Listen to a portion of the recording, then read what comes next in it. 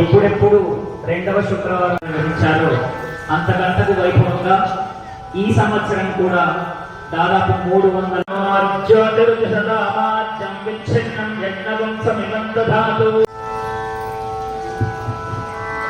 ఓం జోపాం పుష్పం భవతి చంద్రమా వా అపాం పుష్పం పుష్పమాలాభిరైరలంకృత్య బోల్వరలక్ష్మీ మా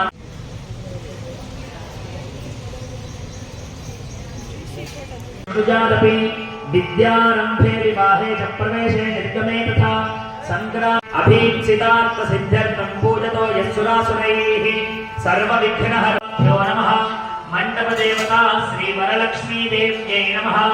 మా అందరూ కూడా బ్రహ్మయజ్ఞాన్ని పట్టుకున్నారు.